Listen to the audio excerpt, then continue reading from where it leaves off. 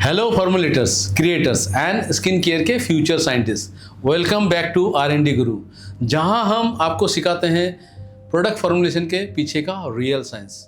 मैं TRC, नाम तो सुना ही होगा आपने। आज हम बात करने वाले हैं उन कोर फिजिकल प्रॉपर्टीज़ की जो ह्यूमन हेयर को यूनिक बनाती है। स्ट्रेंथ, इलास्टिसिटी, मॉइस्चर, पोरोसिटी और टेक्सचर, और कैसे ये सब आपके फॉर्मुलेशन डिसीजन को साइंटिफिकली शेप करते हैं। ह्यूमन हेयर एक बहुत ही कॉम्प्लेक्स बायोपॉलिमेरिक फाइबर होता है जो प्राइमरीली केराटिन प्रोटीन से बना है।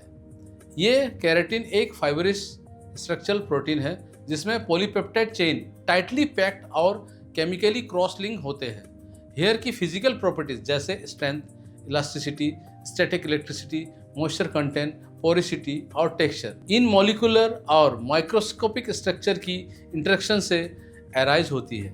इन प्रॉपर्टीज का समझना हेयर साइंस और कॉस्मेटिक केमिस्ट्री दोनों के लिए बहुत ज़रूरी है, क्योंकि ये डायरेक्टली हेयर की ड्यूरेबिलिटी, मैनेजेबिलिटी और अपीयरेंस को इन्फ्लुएंस करता है। सबसे पहले और सबसे क्रिटिकल फिजिकल प्रॉपर्टी है स्ट्रेंथ।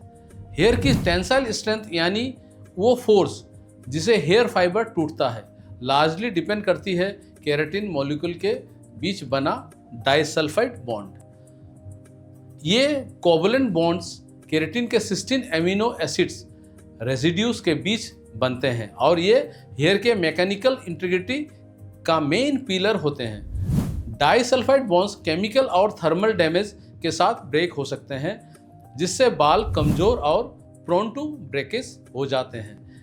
इसके अलावा हेयर कॉर्टेक्स में केराटिन फाइबर फिलामेंट की पैकिंग डेंसिटी और फाइबर अलाइनमेंट भी स्ट्रेंथ को डिफाइन करते हैं। अगर फिलामेंट्स कॉम्पैक्ट और पैरेलल अरेंजमेंट में है तो हेयर फाइबर्स ज़्यादा स्ट्रेस को बियर कर सकते हैं। हेयर की स्ट्रेंथ एनवायरमेंटल फैक्टर जैसे UV रेडिएशन, पॉल्यूशन और एक्सेसिव मैकेनिकल स्ट्रेस से भी कम हो सकती है, जो प्रोटीन स्ट्रक्चर को डिग्रेड करते हैं। सेकेंड प्रॉपर्टी है इलास्टिसिटी। इलास्टिसिटी या हेयर का स्ट्रेच एबिलिटी केराटिन के क्रॉस लिंक्ड नेटवर्क की वजह से पॉसिबल होती है। हेयर फाइबर जब वेट होते हैं तब अप्रॉक्सीमेटली अपनी ओरिजिनल लेंथ से 20 to 30% तक स्ट्रेच हो सकते हैं, और फिर अगर फाइबर्स ड्राई हो तो वो वापस अपने ओरिजिनल डायमेंशन में आ जाते हैं। ये इलास्टिक बिहेवियर केराटिन मॉलिक्यूल के बीच बने हाइड्रोजन बॉन्ड्स और आयोनिक इंटरेक्शन की वजह से होता है। वाटर मॉलिक्यूल्स हेयर के प्रोटीन मैट्रिक्स में पेनिट्रेट करते हैं और हाइड्रोजन बॉन्डिंग के थ्रू केराटिन चेन्स को फ्लेक्सिबल बनाते हैं। जब हेयर ड्राई होता है तो ये हाइड्रोजन बॉन्ड्स कमज़ोर पड़ जाते हैं और इलास्टिसिटी रिड्यूस हो जाती है, जिसके चलते बाल ब्रिटल हो जाते हैं। इस ब्रिटलनेस से हेयर इजीली फ्रैक्चर या स्प्लिट एंड्स डेवलप करते हैं। हेयर के इलास्टिसिटी का लॉस उसकी हैंडलिंग और स्टाइलिंग कैपेबिलिटीज को भी अफेक्ट करता है। Third is static electricity. Static electricity hair का एक ऐसा फेनोमेनन है जो हेयर सरफेस पे चार्ज एक्यूमुलेशन की वजह से होता है। जब दो हेयर स्ट्रैंड्स या हेयर और किसी सरफेस के बीच फ्रिक्शन होता है तब इलेक्ट्रॉन ट्रांसफर होते हैं, जिससे हेयर फाइबर इलेक्ट्रिकली चार्ज हो जाते हैं। आयोन्स की प्रॉपर नॉलेज हमने pH is not just a number वाली वीडियो में दी है, जो आपके लेफ्ट साइड में आई बटन पे क्लिक करने पे मिल जाएगी। सेम चार्जेस होते हैं तो एक दूसरे को रेपेल करते हैं, जिसकी वजह से हेयर स्ट्रैंड एक दूसरे से दूर हो जाते हैं और उनके बीच इलेक्ट्रोस्टैटिक रिपल्सन होता है। और जब डिफरेंट चार्ज होते हैं तो ये अट्रैक्ट करते हैं, तब उनके बीच इलेक्ट्रोस्टैटिक अट्रैक्शन होता है।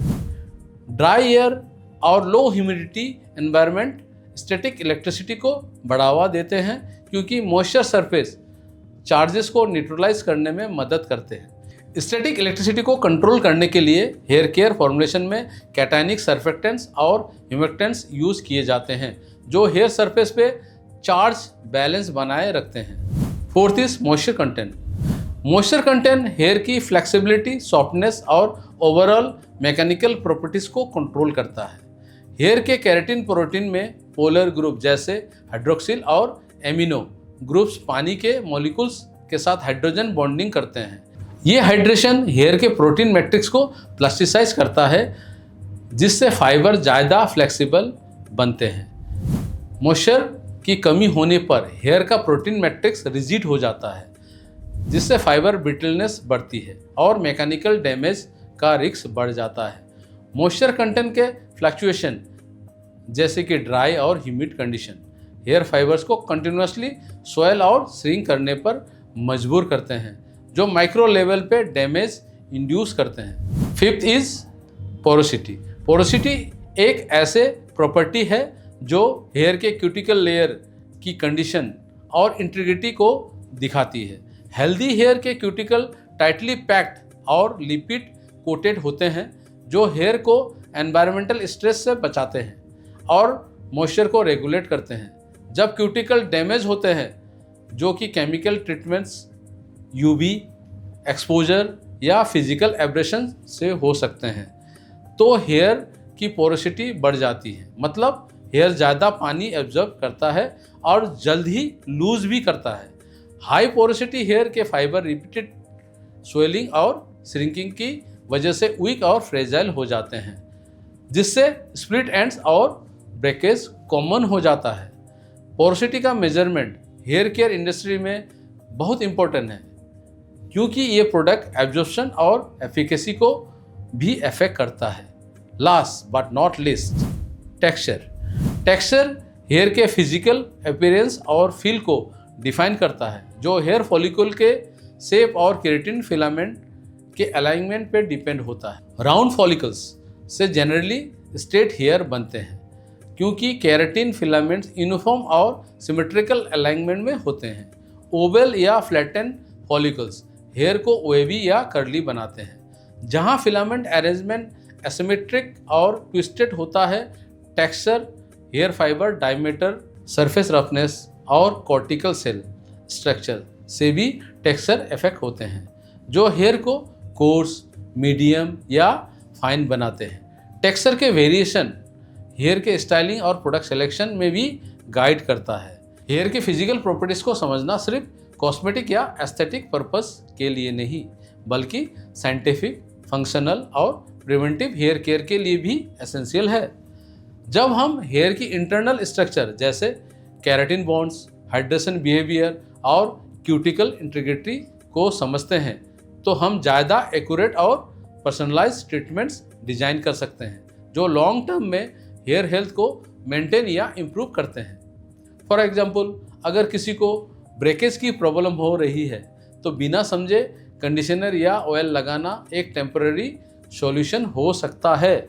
लेकिन अगर आप साइंटिफिकली जानते हैं कि हेयर की इलास्टिसिटी लो है या डाइसल्फाइड बॉन्ड्स वीक हो गए हैं, तो आप टारगेटेड प्रोटीन रिच ट्रीटमेंट या बॉन्ड रिपेयर प्रोडक्ट्स यूज़ करेंगे। इसी तरह हाई पोरोसिटी हेयर का मतलब है कि क्यूटिकल डैमेज है।